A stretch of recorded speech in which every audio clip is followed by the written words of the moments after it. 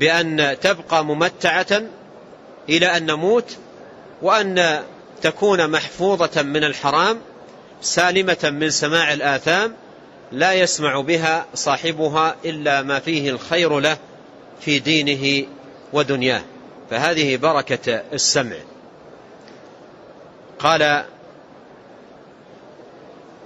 وأبصارنا أي بارك لنا في أبصارنا. والبركة في البصر بأن يبقى العبد ممتعا به، يبقى ممتعا به إلى أن يموت وهو يبصر، ممتعا بهذه الحاسة العظيمة. وأيضا تشمل بركة البصر أن يتعفف الإنسان من النظر إلى الحرام، فلا ينظر ببصره إلى الحرام، بل ينظر فيه إلى القرآن كلام الله، وينظر إلى كلام أهل العلم وأحاديث رسول الله عليه الصلاة والسلام، وهذا خير ما نظرت إليه الأبصار، القرآن والسنة. وينظر أيضا إلى آيات الله عز وجل من سماء وجبال وأشجار وغيرها متفكرا معتبرا. ينظر إلى طريقه ليمشي إلى المسجد، ليمشي إلى السوق، ليمشي إلى طلب رزقه وحاجاته وحاجات أولاده، ليهتدي إلى الطريق. هذا كله من بركة البصر عندما يكون مستعملا في هذه الأشياء.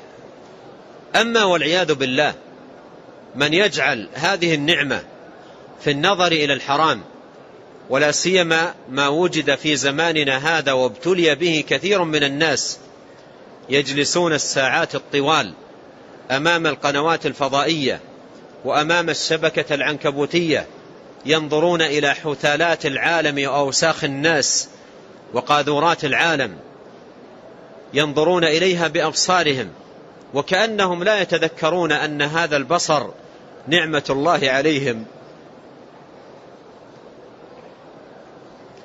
نسأل الله أن يهدي الجميع وأن يبارك في أبصار الجميع وأسماعهم، وكأنهم لا يذكرون نعمة الله عليهم بهذا البصر، فينظر غير مستحم من الله تبارك وتعالى إلى ما حرم الله عز وجل عليه النظر إليه، فيجلس ساعات طوال ينظر إلى المحرمات والآثام والأوساخ والقاذورات ونتن العالم وخسائس الناس، ويهدر بصره ويهدر حياته، مما يترتب عليه ظلمة قلبه والعياذ بالله.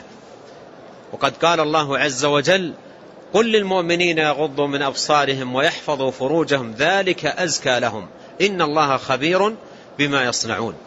إن الله خبير بما يصنعون.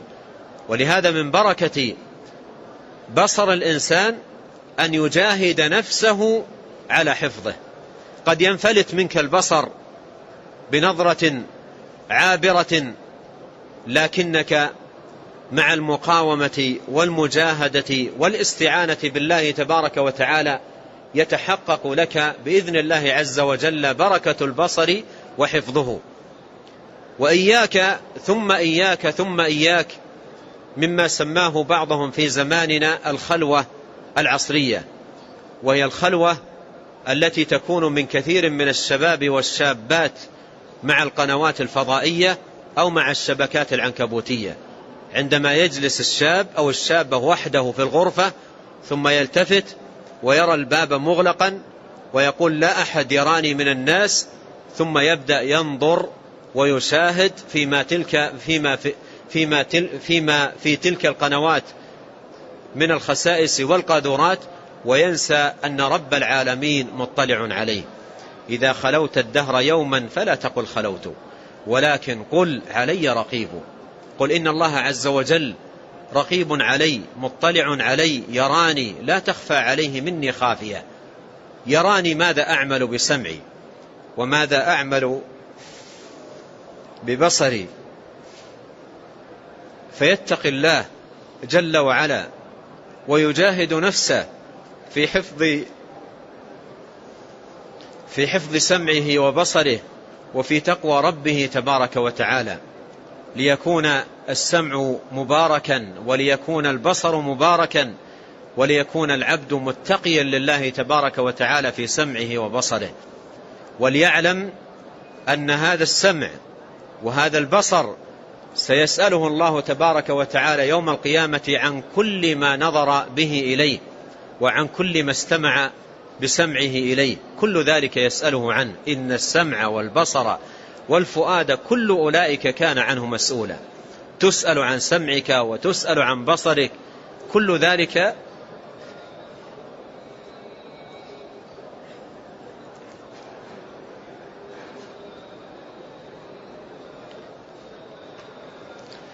ذلك يسألك الله عنه.